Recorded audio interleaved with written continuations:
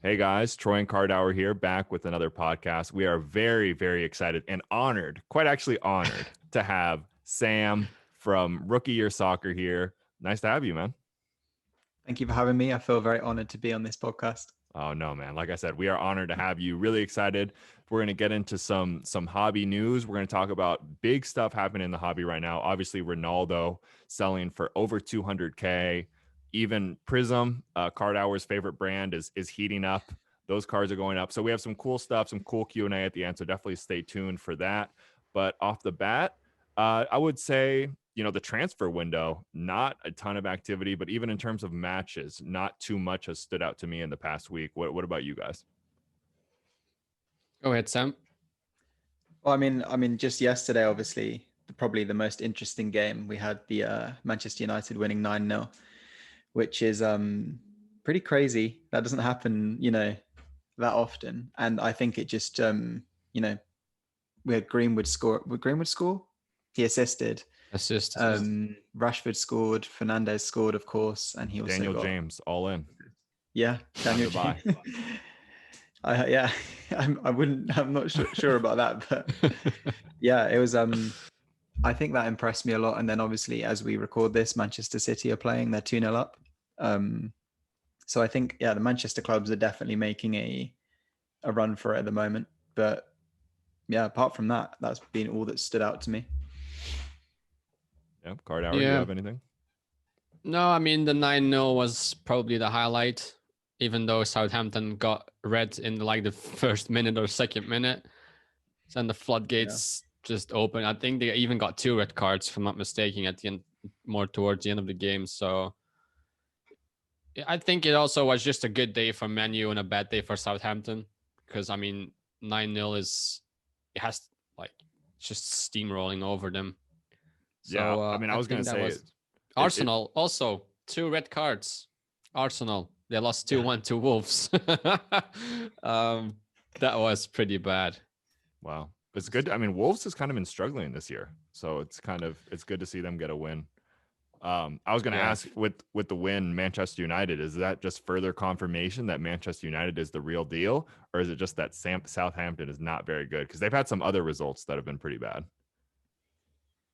As I said, I just think it was a very good game from Man U, even though they they played with like 10 and then against 9. But I think a lot of people will look at this result and say Man United are going to win the league. Man United is back. Blah blah blah. It's just one game. They can lose the next game 2-0 to whoever. That's just the Premier League. You don't see these crazy results that often. I mean, we have seen a 7-2 from Aston, or 7-1 was it? Aston Villa Liverpool. 70. I mean, yeah, it's one result, and it's the Premier League.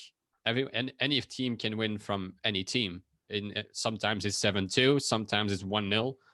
I don't 9-0 was a crazy result, but I wouldn't put too much weight on it.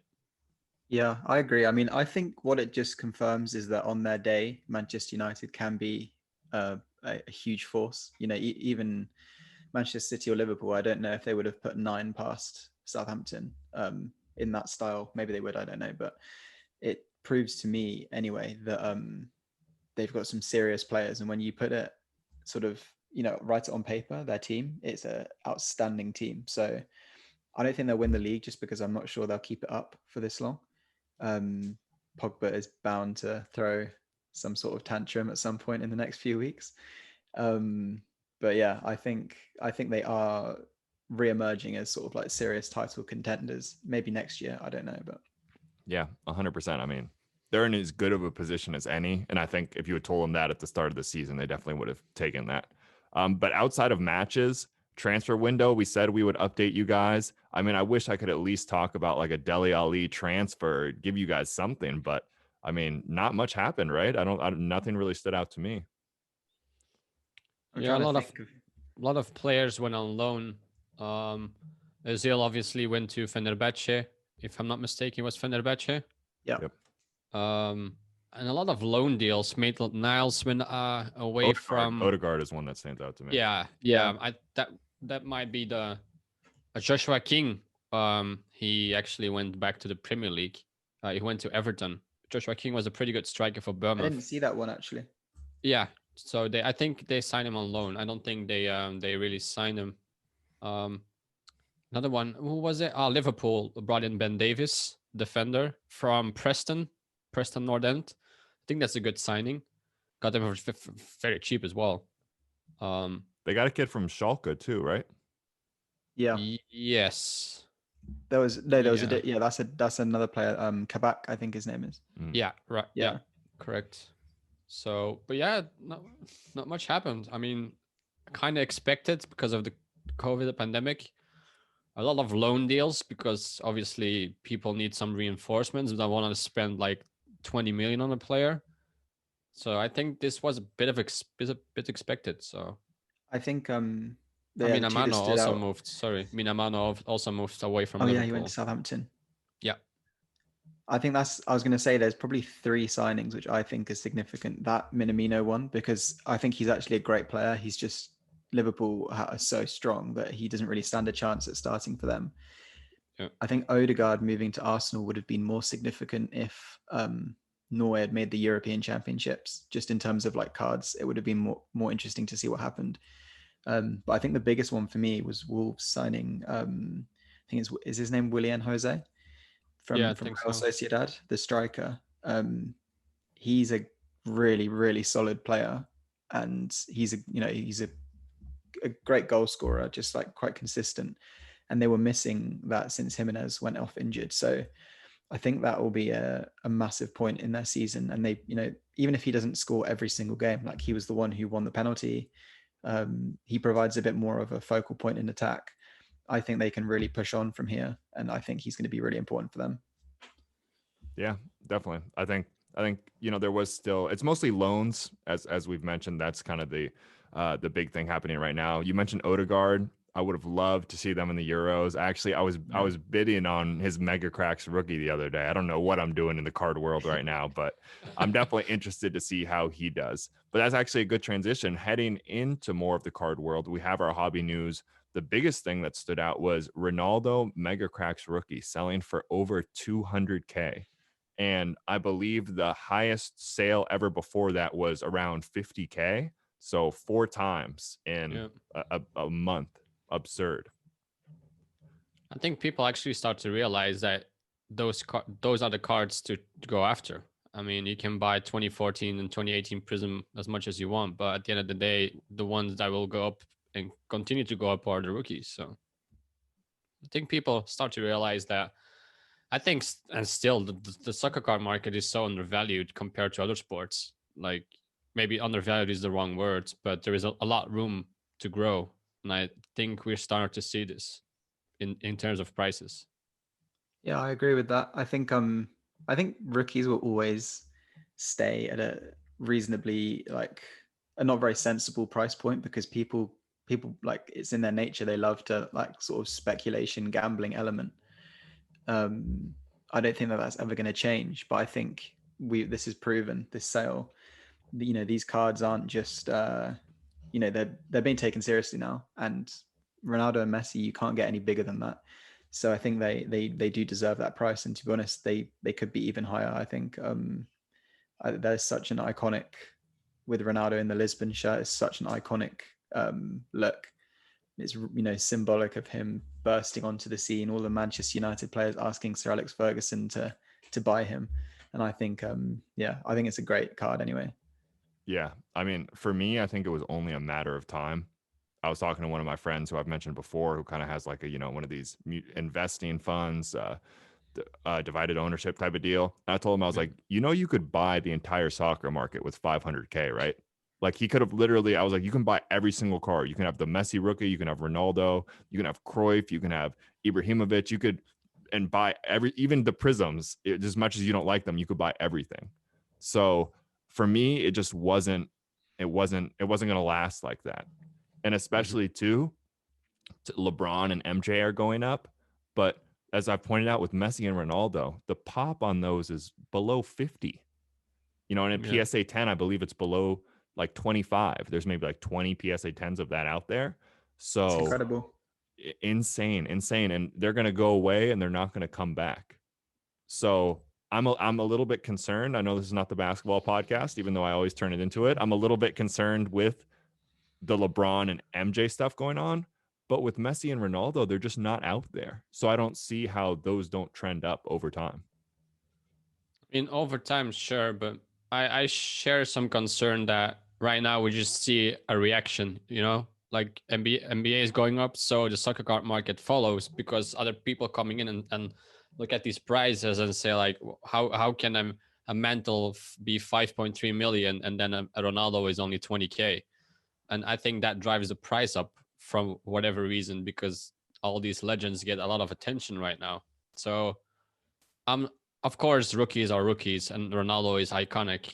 I just don't know how long it's gonna be like this. I don't know. Yeah, we're at a really weird point right now because the market boomed last year. The August, kind of September, and then it came absolutely like plummeting down. Now Prizm did. Yeah, well, Prizm, but also, I mean, a lot of this stuff, though, honestly, yeah, to be fair, a lot of stuff bottomed out. And I think it's significant for me because the English market as a whole is obviously an incredibly big one because we love soccer so much here. Hey man, it's in your name. You call yourself rookie year soccer, so you yeah, put yeah, yourself yeah, in that I hole. know. I'm a hypocrite. I'm a hypocrite. But we can't even access, like, the average person who is interested in even collecting stuff or even in football. That we don't have easy access to products here apart from the top stuff, but that sells out instantly. There's no retail. You can get Immaculate, obviously, but that is extortionately expensive. No one in their right mind who's coming into it is going to pay $1,000 for 8 cards, when you can get like a NASA Chadley out of 99 card that no one really cares about. So I think with the introduction of new products, like, there's no way that it stays at this level, and there's no way that interest isn't almost at a base level now, because when that becomes available, it's going to be crazy. It's going to be absolutely crazy. And we kind of saw it with Match Attax Chrome a little bit. That was way more popular than I would anticipated, and I could have bought multiple times boxes and I didn't. So I think that's kind of like a precursor to what's going to happen as product becomes more available, definitely. But yeah, I think the whole market as a whole is going to move upwards. I know it's like everyone says, you can't say everything's always going to go up, but I just can't see it not. I wonder what's going to happen in like 6 months time when everything becomes available again, like going outside, doing other stuff, go to the cinema, go to restaurants. What do you guys think is going to happen to the market? Well, I think people definitely do have a lot more disposable income right now than they would have. I mean, even just I know we have 2 big partiers in this chat. You take away the money you spend at the bar. That's like, you know what I mean? That's going into cards right now. We joke about it, but I really think that's actually a factor. People have talked a lot about stimulus checks, at least in the US. I'm not sure how much we can attribute to that, but it has to have some impact. But the one thing I will say, and the point people have made for a long time, is like all these, quick flippers and new investors and people who are only here because of Corona. Don't underestimate the amount of them that will stay, though. Like, people will leave 100%. You can't say that people aren't just going to be, like you said, going to the cinema, having fun, and forget all about sports cards. But I think a lot of people, because it is a great hobby. We talk to anyone. I mean, I'm sure we have friends who have gotten into it. All my friends who have gotten into it are still here, at least now, and they really, really enjoy it. So some people will leave, but I think it's going to continue to be a thing. But I do share some of Card Hour's concerns. I always say the number one thing you can do is like, just don't overreact, especially with like some of the messy mega crack stuff. Not his real, well, they're real rookies, but not his main rookie, but the other ones. That stuff is flying on eBay. Like, people are desperate to get that right now. And maybe it works out for them, but I'm not really sure people are thinking, you know what I mean? They're just chasing at this point. Yeah. Agree. Yeah, I mean, I think with Messi, it's hard to go wrong because he can't. I mean, some crazy people are saying that he's not at the same. You can't consider him at the same level anymore because he had a fight with a club and he's kind of not on great form. But it's those people don't actually appreciate football, I don't think. You know, Ronaldo's flashy, he gets a lot of love, deservedly, but Messi is unbelievable. And I think in those cards from his rookie year, I can't remember who it was. Was it you, Cardao, or was it Sunday League Investors? They put up something saying, "Would you prefer or was it you? Was it you, Joe? What's the I don't difference? know. Oh, it Depends was on like what you're about to say. no, they put up something saying, would you rather have a Messi rookie in PSA 4 or something like that, like the true rookie, or would you want one of the alternative ones from the same year in a PSA 9? It's Wasn't like, me. what would you prefer? Oh, it wasn't him. Oh, you got to leave the podcast. He's mad Oh, now. well, I see all these Wasn't me. posts every day. No. We're just joking. I saw that one too, actually.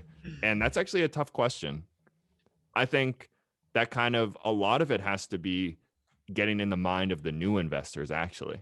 That's Mhm. almost as important as any, because I think there's actually something to be said for if people are new and getting into the market, if they would just they'll slowly understand PSA. They'll be like, why am I buying a PSA 4? It's the same thing. It's a rookie. I'm just going to buy the PSA 9. So, but also at the same time, the pop of the true Messi rookie is so low that it's kind of hard to say. I'm not sure where I would actually stand on that one. I would go for the 4. Really? I'll the opposite. I'll go for the 9. I just wouldn't like it if I've got like multiple slabs. I don't want a 4. Like I want 10, 10, 9. You know. It's just a number. The 4. You buy the card. You don't Yeah, buy the 4. but the I card mean, might look like it's got been attacked by a dog or something. There's some fours well, that do look rough. I will say that. depends on the card in the slab. I would say if the card looks good for a 4, then I would go for the 4. I You could think. crack it open and regrade it. Yeah, maybe, Yeah. maybe. That's an interesting one. You don't know. Actually, I have a question for you guys. Sam might appreciate this one. This is kind of a deep cut, but the Sidemen, famous Yeah. FIFA YouTubers, if you're not familiar with them, they were talking about soccer cards on their latest podcast. And we're talking Oh about well. Alfonso Davies, actually. I think they mentioned optic rated rookie. No, they didn't go in No depth at way. all or say they're investing, but I'm Hmm. telling you, that's one of the things that I've said for a long time. The minute that happens, it's huge. Yeah, Like that that is you talking about massive. you talking about the English market getting into it, something like that I just think would be huge. And it made me think they talked about Alfonso Davies. They didn't talk about George Best or someone like that. You know what I mean? So Hmm. that kind of takes me to the constant argument, but I think something that's worth talking about. If you're trying to position yourself for these new, I'm going to say kids, because I do think it's going to be younger people a lot of the time getting into the market, holding Ansu Fati and Holland and Mbappe versus Messi or Ronaldo. Where do you guys kind of stand on your strategy with that? Predicting, which I think very soon here, we're going to have a lot of new people coming into the market. I don't really buy thinking of that. I think I just still have a lot of stuff that I didn't sell, that I got early, and now that I think of it, it was pretty smart for me to hold on to. I didn't do it on purpose, but looking back now, I still have a lot of base Prizm and all that stuff, Topps Chrome. So I'll be selling that to probably younger crowd or people more interested in that stuff for flipping purposes or whatever. But I've mentioned it a couple of times now. I keep buying vintage because it gives me a peace of mind. I don't have to worry about injuries or playtime or coach switches or whatever. I just buy a craft today and I know it's going to be more in 1 year's time without doing anything. Um, so that's what I've been doing. But I think the upcoming Euros is again great for flipping. Everything base probably flies away. Hope so. Um, there's always going to be a market for base. I think people, as you said, new people coming in looking for the first thing they recognize is being Prizm, and since everything went up in slab prices, then maybe raw base is what they're looking for. So Yeah. I think basically I wouldn't, I'd never underestimate the impact that someone who a group that holds as much influence as the Sidemen. If KSI pulls out a PSA 10 one of one card, of some whatever player, and puts it in his video or in a Sidemen video, and it gets 10, they get 10 to 20 million views, I think. So as soon as that happens, like I've already seen it there's a FIFA streamer called Pieface. I don't know if you've heard of him. He's Yeah, kind of Castro as well. Yeah, Castro as well. And in the comments, whenever they're doing these breaks, which they never put on YouTube, they only ever seem to do them live. But when the comments come through, it's like, what are these cards? Where can I buy these cards? How do I buy these cards? And it's everyone from the UK. Like, what are these? I've never seen these before. And I think I've seen especially a price increase in things like Panini Immaculate. Back in December, a number to 99 Immaculate, like, I don't know, a Neuer or a Hummels or something like that, would not go for, it would, be worthless. It'd be worth £2 or something like that. But they are going up in price. And I think that the English market, they care more about, it's not so much position based. It's also, they like the players. Like, they genuinely like the players. They might be like, oh, Neuer's the best keeper in the world, I want him. So I think the combination of the influence of big groups like that, and then maybe the UK market's a little bit less selective about what positions they like, that could be massive for like going forward. Yeah, that's actually, I noticed that too. I saw, man, I forgot your username, but shout out to you, man. We were talking on Instagram. He has some crazy patches, like the Bundesliga and like the Chelsea logo. And I was like, man, I want one of those. And I was looking at the Immaculate and even Impeccable. And even like you said, I was like, you know what? Let me just get a nice Hummels patch. I don't really care who much of the player is. That stuff is expensive. It was like $100. So it's definitely gone up. So you can already see their influence happening a little bit. And also you mentioned the new people coming in not caring so much about position. I put out a video, hyping Alphonso Davies, and people were like, oh, he's a defender, he's never gonna blah blah blah. I was like, well, you could be right and I could be wrong, but the thing I want to keep emphasizing to people is like, the soccer card market barely even exists now. And a year and a half ago, it basically didn't exist at all. So we don't know exactly what's going to happen. That's the tough thing. We don't know. People like Prizm could go all the way up, but it also could go all the way down. And non-rookies, rookies, all this stuff, it's just so hard to predict. So that's why I think like being diversified, that's what I'm trying to do. Being diversified is the best thing, because you don't know. We don't know at all what's going to happen. Yeah, I think the last PWSCC auction as well, I think Maldini, who was obviously a defender, I think he sold for 100, which is still nowhere near where it should be, but it shows you that even defenders are going up. So I think it only makes sense, right? If you have legendary defenders, why wouldn't they go up in price? Just the early 1990s up until 2010 is just largely untapped. It's just right now it's either super modern or vintage. There is nothing in between. I feel like a lot of people doing great business right now are buying those early R9s and are buying these legendary players that as soon as the vintage hype or more people come in from our age, then then that's it. Like Giggs, Scholes, Van Nistelrooy, all these players, great players, great achievements. R9, Zidane. So all right. So speaking of legends, actually, that takes us into our first question of the day. What is going to be the first $1 million soccer card? I mean, as of now, I'd given a shout for Ronaldo, just the way things are trending. But I'm curious what you guys think. I think it could be a Messi, because Neymar just signed his contract, or is about to sign a 4-year extension at PSG. And I think that could be for one or two reasons. Either Mbappe stays or Messi joins PSG. And I think that could, because let's be honest, don't think Barcelona is going to win anything anytime soon. So I think don't tell me that. Just sorry. No, it's the truth though. Right. Barcelona hasn't won anything in the last 4 years or something. I cannot remember what they won in the last 4 years, and they paid. We were in the final of the Supercopa. Wow. And I think we won an Audi Cup or something as well.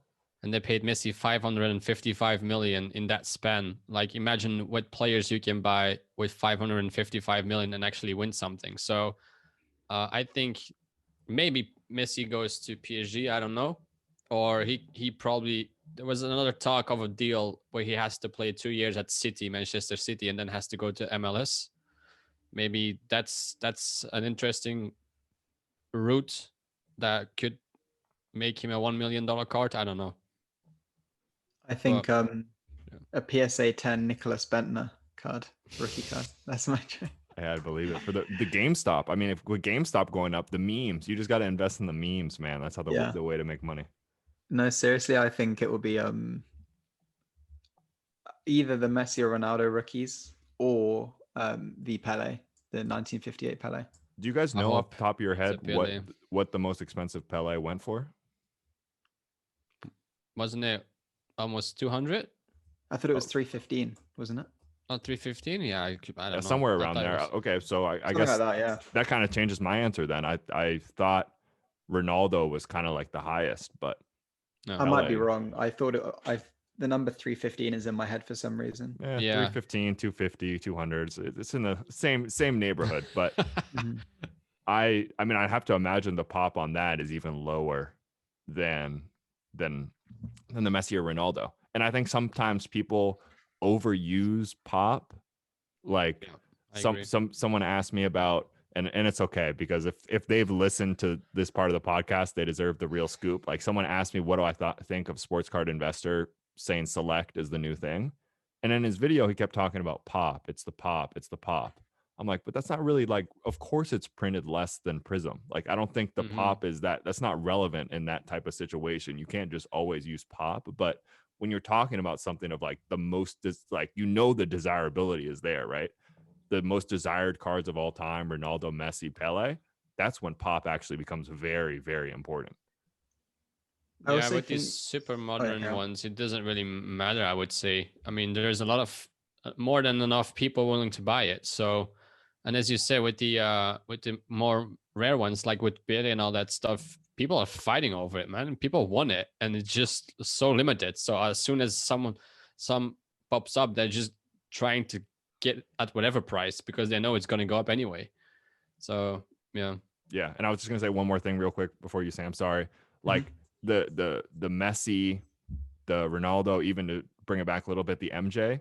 Like you could go to the Dallas card show and there was, multiple of those. You could, if you wanted it, you can go buy it for not a crazy price. Yeah. I can't imagine there was probably any Pele there. You know what I mean? Like that card's not there. So Yeah. just for that reason alone, I feel like that would have to be my guess for the $1 million card.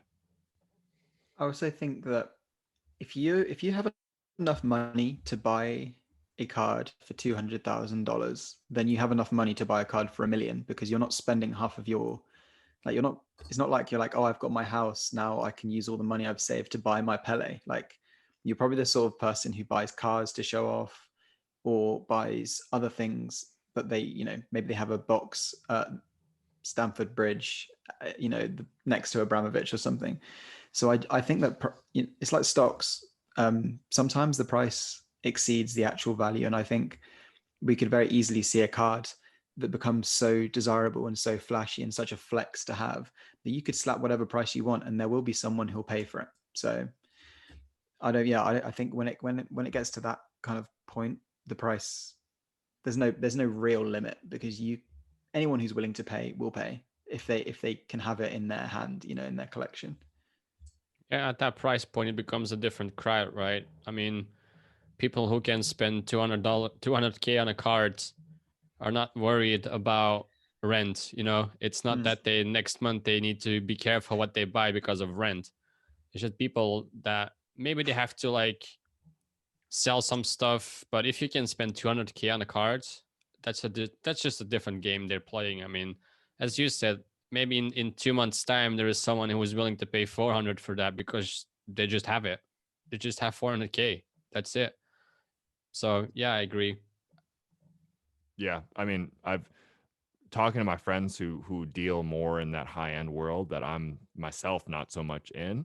It is like that. Like he got an offer for his KD exquisite, and the guy's been chasing it for a while, and he's just like, 125K. Just I have to have it.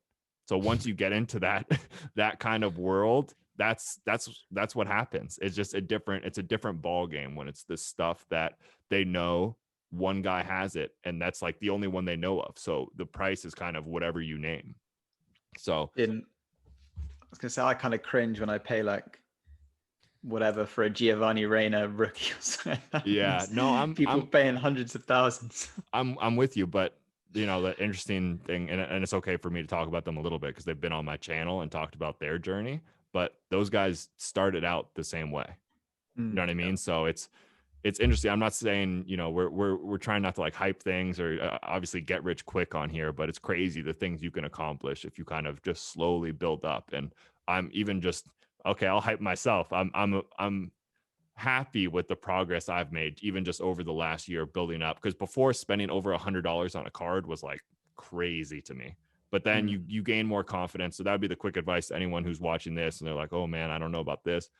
Start investing with just a little and you'll learn. You'll make a mistake on a $20 card, but that education is called a cheap education, right? That is more than worth it once you start getting into some of the bigger stuff. But actually, speaking of that, it's a good transition. We've talked a little bit about vintage, the goats and everything. Modern sets. Some of these people who maybe just like that are investing more in the $20, $30 cards. What are the sets that you guys, it's a question, we'll put it somewhere. What are the sets you guys like to invest in and what are the ones you like to stay away from? The brands rather. I'll let you go first, Sam. Go ahead. Okay. My go-to for like if I want to find something to sell or just the one I like anyway would be the Donruss rated rookies from 2018, 2019. I literally I've bought pretty much, well, not every single one, but all of the popular ones. The big rated rookie logo is huge for me. I love that. It's got Sancho in an England kit, which I also love. Um, I just think that it's just such a nice looking card, and Agreed. it's such an easily recognizable card. Where there's Topps Chrome, you know, a new person might be like, which one is which year? You even know that Donruss set straight away is that year. And it's, you know, I mean, Havertz isn't performing at the moment, but I think that's more to do with adjusting to a new league. So once you count up all the players that are in it, plus, you know, you get a couple Pulisic cards for USA and Dortmund. You've got, of course, Messi and Ronaldo. I think some of the lower numbered Ronaldo stuff in the Portugal kit is really worth looking at the moment. I really like that personally, but yeah, I just love that set. In terms of what I'd stay away from, to be honest, there's nothing I'd really stay away from that much. I would open to consider a lot of things. Maybe, I don't know. Yeah, there's nothing that stands out. I'd be open to, if it's the right set, then why not? You know, if it's the right player, the right card. I really like Impeccable as well. I think that's got a lot of stuff like low numbered players. Yeah, I think Donruss 1819 is my favorite, but there's nothing I'd really turn my nose up at. Interesting. Yeah. Yeah. I mean, it's easily recognizable, the big rated rookie. I think that's pretty important for new people. They just recognize it. It also has McKinney, for example. There's some American players in there, and as you said, some of them have the national team kits, which always helps. I think. Mm-hmm. Yeah, it's a good shout. The 2018 Donruss uptick. I think that's a good one. Stay away from. You guys probably think I'm gonna say Prizm. I'm not gonna say Prizm. Oh, okay. I'm not gonna say it. Because I think there's a market for every set, brand, whatever, and it just depends when you get in. I mean, Prizm was a very good moneymaker if you got in early and sold high. So I don't think there is anything wrong with the set, except for people overhyping it. But that's a different thing. No, I would say the exact same. Maybe that's a bit boring. Maybe stay away from, as you said, maybe Topps Chrome. It's sometimes hard to see from what year or really put a name to it. So maybe that one. But I think Topps Chrome is one of the nicest looking sets as well. It is. Yeah, it is. Yeah. So Maybe it's harder for one thing I would say about Topps Chrome is I've got an incredible amount of cards where they've come and there's been like a fingernail in it or a scratch or like a little dimple. Yeah. It's definitely the most damaged one that I've you know, sort of encountered, or easily damageable. So I'd say if you're looking to get a card in really gradable condition, again, Donruss Optic, they're really difficult to damage. The corners are really, really tough, Centering is and easy to see. they don't peel away either. Yeah. So yeah, Centering is easy to see. Yeah, exactly. I was just gonna say real quick. I'm actually gonna push back a little bit against Sam. So I'm a huge fan of Donruss Optic. It's my favorite set, so that would be my favorite. But the one I would agree with you. There's not a particular set I'd stay away from. Select, Prizm, but I would just emphasize the rookie thing to people who are new. I think you can make money and you can flip, like you mentioned, an Optic Ronaldo, or like people like these select numbered ones, or even impeccable to an extent. Or I had someone ask me today about the like the Ronaldo Messi shared insert where they're on the same card. Matchup. The tough thing about those is you're trying to predict what people will want. So we know if someone wants to invest in, like you said, Sancho, regardless of, I know Vincent thinks he's going to be the best player in the world, but regardless of what you feel about him, if someone wants to invest in Sancho, there's a couple other cards, but 90% they're going to go for that Optic, right? And we can see that coming. But if someone wants to invest in Ronaldo, are they going to go for that Optic? They might. And you might be in a great position because you got it for cheap, but they also might not. You know what I mean? Like, who knows? Is a new Optic could come out this year, and then all of a sudden people have no desire for that Ronaldo from the 2018 set. So that's not saying that's going to happen. And if you're really smart and if you can predict that what people are going to want, you can make good money because people are fixated on the rookie thing. But I would just be very nervous to, like, excuse me, people will say the Ronaldo thing, and people who are new are like, I'm going to take my $30 and spend it on a Ronaldo Select from 2016, thinking it's a safer investment. To me, believe it or not, safer would be buying, like I said, a Jadon Sancho Optic rated rookie, which sounds absurd, especially to people who are just listening to the names. But in terms of seeing the hype and knowing what the desirability is, it has to be that one for me. Yeah, I think so. I mean, it's proven throughout the sales. You can see in the price. You can see in how it's moved. People love that card. So yeah, completely agree. Yeah. Okay. Nothing more. Nothing to add. Hey, I'll take that. Well, that's all the questions we had for today. But actually, we're gonna do a on ESPN FC in the US, which I'm sure you guys probably don't watch very much. We have Craig Burley, and they have Burley's Boiling Point, and he gets to go on a little. He goes on a little rant, usually talking about Scottish football. We're gonna have Card Hours Boiling Point, and I know you want to talk about StarStock's PSA submission. Yeah, I mean, I don't want to sound like the guy you just mentioned. So, I just think it's crazy. So for people that don't really know what I'm gonna talk about, so I think 2 days ago, StarStock posted the result of their first submission. So you can buy a StarStock A, which they mark it as a raw card that is probably gonna get a 9 or a 10, maybe an 8, but at the best, like, they want to portray it as a 9 or a 10. So you can buy a raw card of StarStock, which is a StarStock A. You pay a little bit of a premium, but you basically know that it's a 9 or a 10. Now, people were, I guess, not really convinced about it, so they actually submitted over 1,000 cards to PSA on a 20-day service to see the result. Now, the result was 40% got a PSA 10, 58% got a PSA 9, and the rest, which is 8%, got an 8 or lower. Now, they posted this result on their Instagram, and they actually got a lot of backlash pretty early on, because their 20-day submission, a 20-day, only took 2 months. 2 months for StarStock to get their 20-day service back. I'm sitting here. Let me pull up my sheet. I got cards, not thousands, but I got cards at PSA, and my first submission was the 21st of August on a 20-day.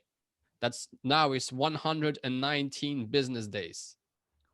on a 20-day, and I'm still waiting. That's crazy. I don't think Tom from Sports Cards Tom, he has cards from end of July, I think, still waiting. I mean, I have 3 submissions. Like, when I'm gonna see those, I don't know. But if you're star stuck, you just send them in on a 20-day and you get them back in 2 months. Like, how? And then the worst thing for me is they got a lot of comments on there, like how is it possible? Like the return, the return date it's insane. I think they got too much of it, because then they deleted the posts, made 5 new posts, and then again put the other post on with the results, leaving out how long it took for the submission. So all of a sudden, the date of it was they sent it in on the 15th of December, and they got it back 2 or 3 days ago of recording, and they just removed the 15th December from the posts. And it's the exact same posts, but they removed the 15th of December because a lot of people were like, how the fuck is this possible? Like, how? It's not like, I understand they're a big company, or they're trying to be a bigger company, but how can you? I mean, they have a backlog of 2.3 million cards, so just put them at the end of the pile like everyone else. It's not because they're star stuck and they got investments from KD and the brother of Gary Vaynerchuk that all of a sudden they get a special treatment. Like, why? I understand it's business and they're a corporation and they spend probably millions or whatever. I don't care. It's just, why is that any different from me or you or whatever, whoever? It's like, if you submit on the 15th of whatever, you have to sit out your days. Like, I don't get. It's just, I think it's disgusting. I thought it was disgusting. I still feel like I don't even want to make my Starstock series anymore. It's like, well, don't blame Starstock. Blame PSA if you're going to blame anyone. I'm blaming Starstock because they were stupid enough to do the post. If they just left it out in the first place, then I had no issue with it because I didn't know. But now I know, and it's disgusting. There's going to be an intern fired. Whoever made that graphic is fired. Seriously, poor guy. It's probably it's one of Sam's friends over there who's gonna get the axe. I was just gonna say real quick, like I'll agree with you. I'm an American. I'm a greedy free market capitalist. So PSA should be able to do whatever they want. But I feel like really taken advantage of. Like, this is actually at the point, I consider myself a very patient person, a very understanding, and they're going through this and that. But it's gotten to the point now where it's like, this is actually not okay. And I understand, I'm okay. Maybe I'm sure they're trying their best, but it's absurd the point you've gotten to. Like you said, it's advertised as 20 business days, and I'm sure we can't go after them because they have all the fine print. But 20 business days, if it's 40 business days, okay. Even 60 business days, it's okay. But 100, it's not even gonna be 120. It's gonna be probably 200 business days, 10x what it's advertised as. It's not okay. It's like, it's unacceptable. It shouldn't be that way. Yeah, and as I said, like, they have 2.3 million. I mean, they just pushed back like 1,000 cards because they all of a sudden had to do the Starstock ones. Like, they already have 2.3 million. Like, what does it have to become 5 million at this point? Like, when does it end? No, we just take 1,000 more from Starstock. It's like, shut the fuck up, man. What the fuck? Good thing these videos aren't monetized. It's just a slap in the face, just of everyone that read that like caption, like 15 December. I think people were throwing their phones against the wall. Like, how the fuck is this even possible? Like, we need to get a fuck counter for Vincent. And that's 3. You guys are killing me. I understand it's a big company, but it's not normal. Yeah. Oh, Sam, what do you have on that? What do I want? Do you have anything on that? Anything? I just agree. I mean, no one is ever gonna. PSA has such a monopoly on the market that no one really is gonna do anything about it. It's like there's brief outrage, and then they'll get their sub back with 10s in and flip it for 5 times what they bought it for, and everything will be fine. So then it's not the worst thing. I will be that stupid idiot that just sends another badge to PSA because of the value. That would be me. That would be everyone that read that post about the 15th of December. The next day, they're just going through their cards to send the PSA. That's just it. That's just how bad it is, to be honest, because if you read something like that and you're like, I'm sitting here waiting 120 business days and they get it back in like 2 months, like what's the point of even sending it? But they just have so much power over the market in terms of value. Like there's no option because BGS is even worse. Like with all the fake slabs, that's something completely different. And then you have SGC that we are saying, yeah, we are better, and now they're backlogged even more. So there's no option. Like if you want to do something with like money wise, then you have to do PSA. And at this point, for a normal human being, it takes like a year. So It's like I Steve don't know. Aoki. He can just walk into their office, probably Probably. pays a few thousand, gets it back in half an hour, whatever. Like, Yeah, probably. I mean, I understand that's how the world works, you know, with the big corporations and the big money. I mean, mhm. I understand, but it's just the fact that they were stupid enough to actually put the date in the posts. And as you said, like right now, I mean, I'm disgusted, and people will probably be too. But like in 1 week, everyone's forgotten about it, and nothing happened, and people are just glad that from the people that send in the cards through StarStock are just happy that they got their cards back in 2 months' time. And maybe I'm a bit salty that those are mine cards. I don't know. It's just no, Yeah. I I can't agree mean, with that. for me, I'm mad at PSA. I'm not mad at Star Stock to Glory series every Monday. Check that out. Um, if I was to be mad, I'd be mad at them. But it is interesting. It's crazy, and I think for the people who are interested in investing in soccer, I think a lot of people have kind of gone the raw and get graded route. And I think, as we've all mentioned, we're going to continue to do a little bit of that. But even just like I said, one of the things I keep preaching is like, be ready for the Euros. If you're buying stuff now, even if you're paying for a faster service, I'm not sure it's going to happen for you. So just that'd be my quick advice. Be very, very careful with that. Star Stock, it'll be interesting to see. We won't really get into it now, but we've all talked about it. I think Star Stock, once they get some soccer stuff on there, um, it's going to be huge though, just for the trading. Yeah, That's a little separate. That's completely separate from the PSA stuff they're doing, but that's something I'm very interested to see. And in a sense, to back them up a little bit, I know it's mostly just, but I think that's going to be something great for the soccer card hobby once I that agree. becomes an established thing. So I'm very, very excited to see that. And But their customer service is good as well. Like I had a oh, great, problem, I yeah. was telling you about it, and I phoned them up, and they literally like sorted it instantly. So I think yeah, they do a lot of things right, but that was just something. Everybody makes mistakes, you know. It's more PSA. Wow, what a great note to end it on. Everyone makes mistakes. Good vibes. We're ending it with You that. know, we're not canceling StarStock. No, Starstock, I'm not canceling you. Thank you so much. I enjoy our partnership. Um, but we're gonna have to think of a name for we have Burley's boiling point. We need to think of one for Card Hours rants at the end, but I did enjoy that. Hopefully you guys did too. Sam, thanks so much for being on. Make sure you check out Rookie Year Soccer. We're gonna have it in the description. We're gonna have it pinned, everything. Really, really smart guy, has some great content, clean editing as well, just all around some good stuff. So definitely go check him out. And we will see you guys next time. Peace.